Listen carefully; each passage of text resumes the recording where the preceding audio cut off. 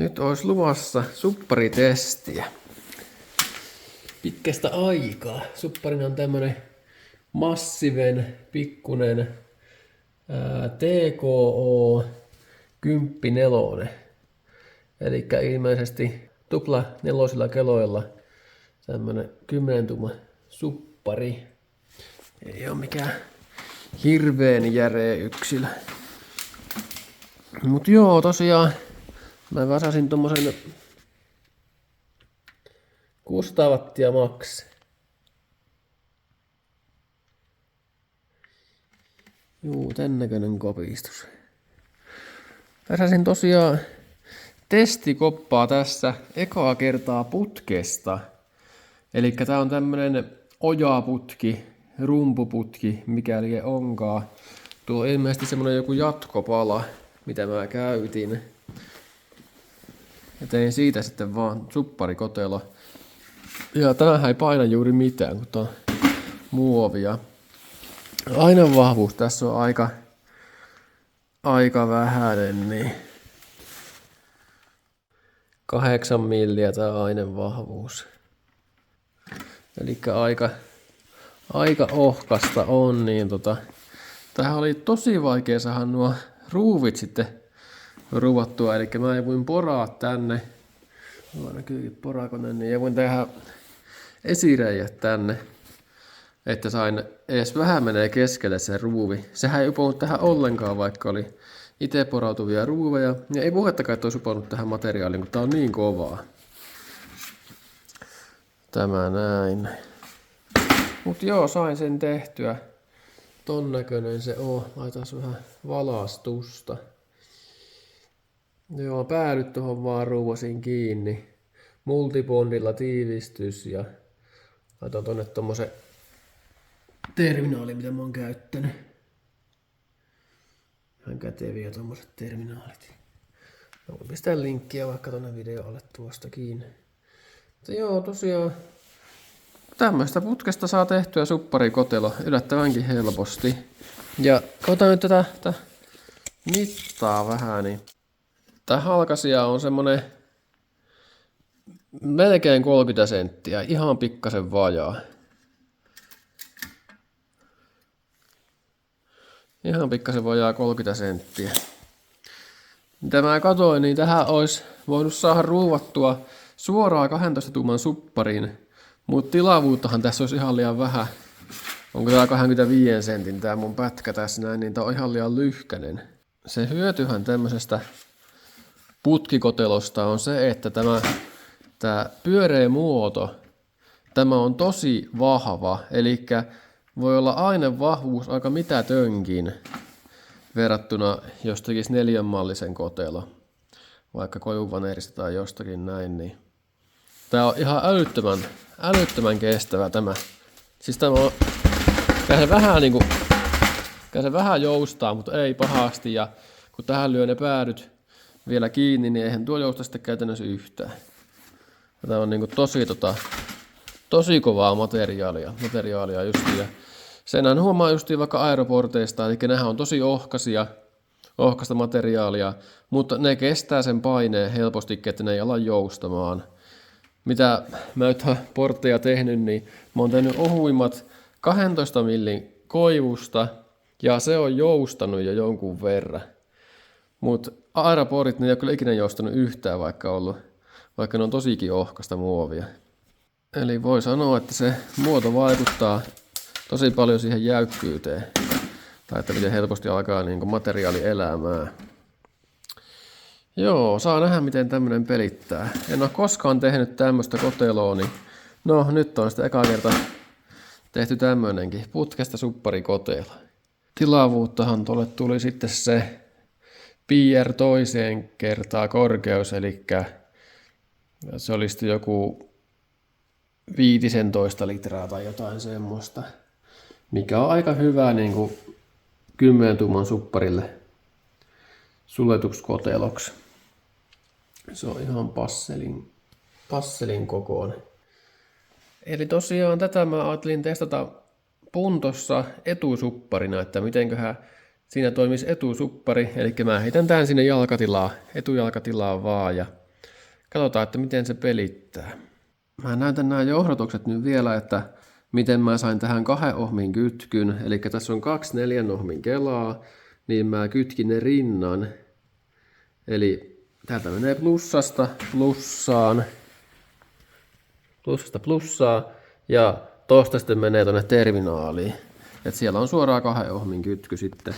Tässä oli vaihtoehtona 2 tai 8 ohmia, niin 2 ohmia on huomattavasti järkevämpi autoasennukseen kuin se 8 ohmia. Se juo tuolla lailla vaan ja lattaliittimillä laitoin. Tai niinku, ei pitäisi ollut vaihtoehtoa oikein. Noin vaan. Tältä näyttää tää pohja. Joo, mä käytin jotain jämäpaloja. Noina levyinä, mitä tuli löytymään. Niin. Ja tänne kun tuli hämähäkkikin seuralaiseksi. Terve! Vähän on kohmeessa. Täällä on 20 pakkasta. Joo. No joo, tämmöisellä ruuvalla tosiaan mä laitoin nuo tällaisilla mahdollisimman ohkaisilla. Koska tää materiaali on kumminkin niin ohkasta, niin oli tosi vaikea saada tuohon keskelle ylipäätään tää ruuvi laitettua aina. Ja tää on aika pitkillä ruuvilla kumminkin, että mutta ei ne ainakaan tuntuu nuo kierteet pettävään sieltä. Tuossa varmaan lyhyemmäkin voin laittaa. Noin 4 sentin muistaakseni. Joo, mutta joo, sellainen se on. Tuossa näkyy tuo terminaali. Tässä on nämä irrotettavat banaanit. Joo. Sinnekäs se meni se meidän kaveri. Siellähän se menee.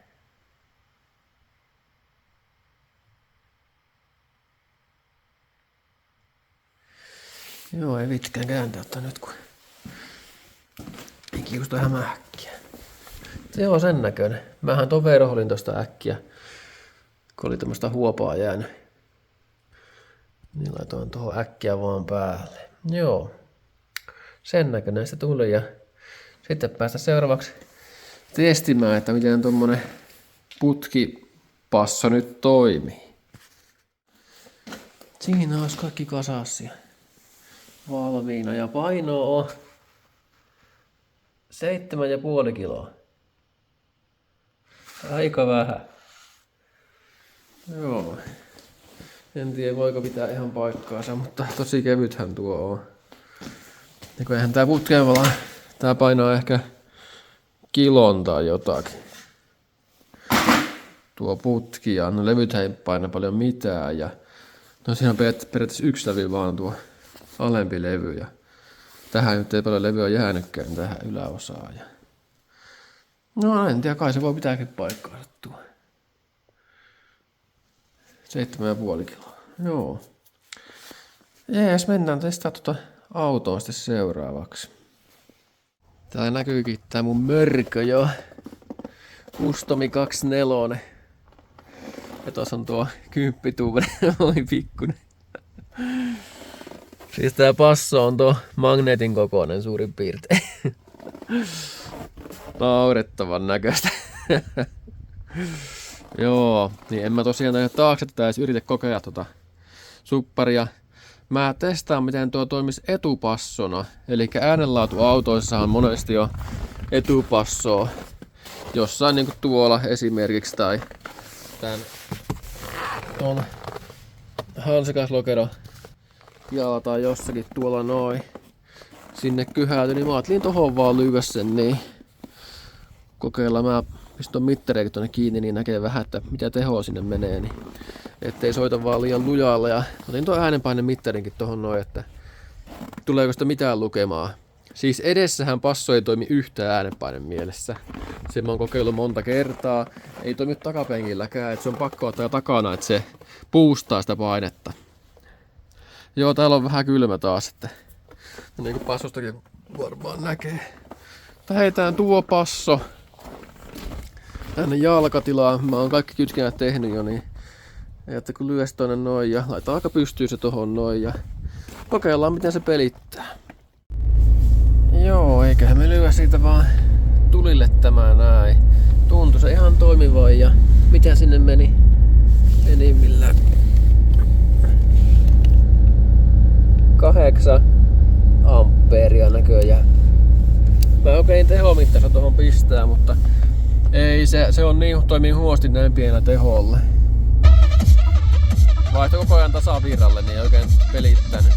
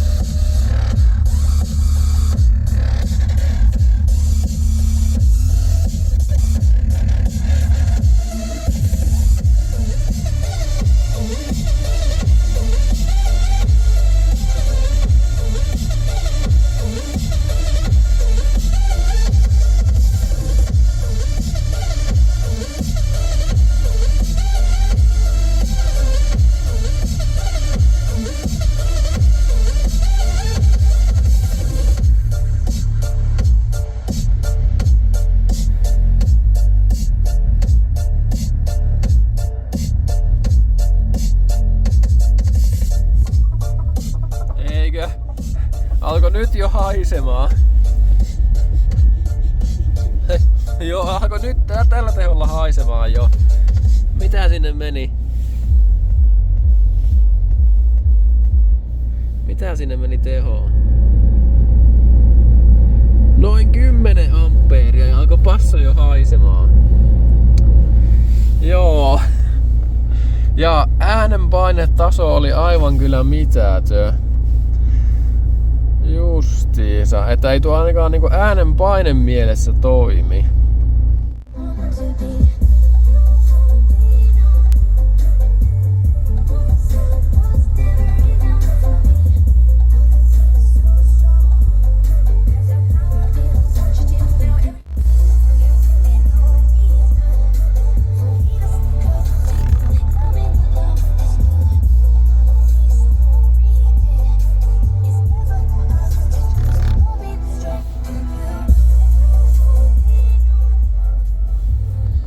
Siinä oli aika niinku maksimit pienet lujat, joilla pystyy soittamaan, että heti alkaa hajua tulemaan.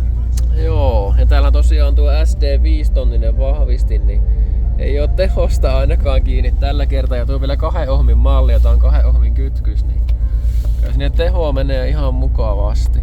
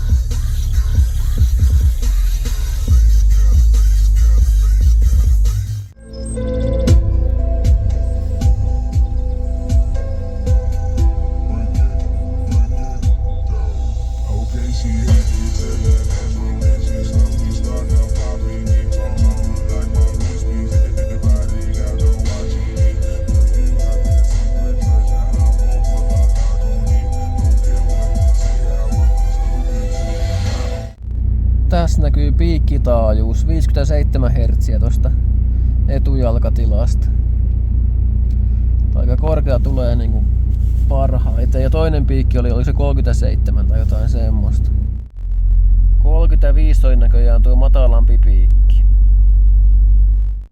No joo, vielä yksi testi, eli laitoin tähän konttiin ton nyt aika tommoseen ideaalipaikkaan, eli vastakkaiseen kulmaan, missä on tuo mittapiste, eli tuo niskatuki. Joo, katsotaan nyt. Soiko se nyt yhtään paremmin. Enemmän kuin se 110 desibeliä tätä kontista. Kontista samalla volumella. 114.57. No on tää nyt selkeästi lujempaa kuin mitä oli tuolta. Mutta eihän nää nyt siltikään mikään kovin hyvä painelukema oo. Mutta ihan hyvän kuulonen on kyllä, että ei sen puoleen oo mitään valittamista, mutta ei tosiaankaan oo mikään äänen paine homma kyllä tuo, mutta tuolla on se Infinite Bafflessa se 24-tuumainen nyt, ja se nyt heiluu siellä näin varmasti ihan vähäsen, mutta kumminkin, niin se varmaan syö painetta sen vähäsen, niin sen takia tää lukema on nyt näin pieni. Ajattelitte varmaan jotain 120 desibelin paikkeilla on, mutta tuohon tosta tietenkin volumea voisi laittaa lisää, että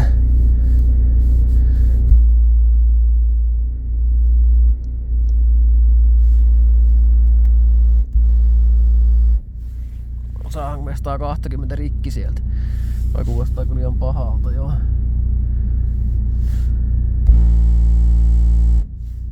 Ei ainakaan vielä kuulostanut. Kokellaanko vielä kerran? No joo, saa olla tarpeeksi 120.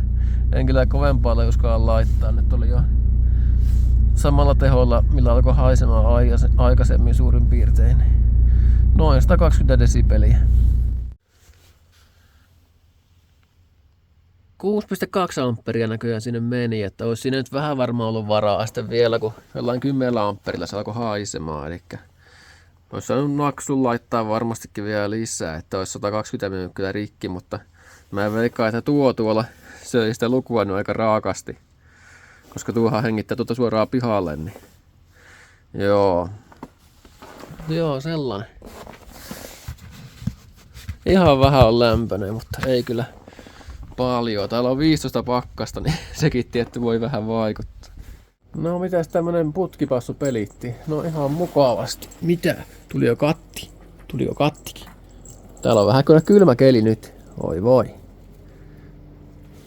Joo, niin joo. Ihan hyvinhän tää toimii, että eihän tässä mitään valittamista oo. Ja ihan niinku, en mä huomannut mitään eroa, että onko tuolla normi puukotelo vai tommonen osittain muovinen putkea. Että kyllä tommonen aivan toimi niinku, uskon ihan samalla lailla miten toimisi ihan normi vaikka koivuvoneri kotelo, että ei ollut juurikaan eroa. Mutta etupasso ei toimi edelleenkään äänenpainen mielessä. Ei ollenkaan. Eli tänne konttiin kun tuon laittoi, niin tuli monta desibeliä heti lukua lisää. Elikkä ei tähän autoon tuu kyllä tuo etupassoa ainakaan nyt näillä näkymin missään vaiheessa. Ja tämä kumminkin soi huomattavasti lujempaa tuonne eteen nuo korkeakin, vaikka tää ei korkea toista niinku yhtään. Mut tulee se kumminkin se 510 desibeliä ihan heittämällä ne korkeakin vielä. Ainakin teholla, jos ei muuten sitten enää. Joo, tämmönen testi. Jos jotain kiinnostaa tämä passo, niin voi pistää mulle viestiä. Mä pistän tän toriin varmaan tästä myyntiin, kun ei mulla itellä tälle varmaan ole mitään käyttöä. Voi pistää tarjousta vaikka kommenttia tai jotakin. Niin ja jos ylipäätään tulee jotain mieleen, jotain autohifi-videota, mitä pitäisi tehdä, niin mitä ei YouTubessa vielä ole, niin laittakaa ihmeessä kommenttia, niin mä voin koittaa tehdä. Tähän tulee joku vahvisti ainakin etupäälle tähän autoon jossain vaiheessa, saa lisää tehoa etupäälle, että siitä mä varmaan ainakin teen videota, mutta ei nyt varmaan nyt lähiaikoina ole mitään muuta niinku oo tiedossa ainakaan niitä passohommia sitten. Tai no eihän sitä koskaan tiedä, mutta katsotaan. Mutta joo, eipä tällä kertaa tää enempää. Morjens!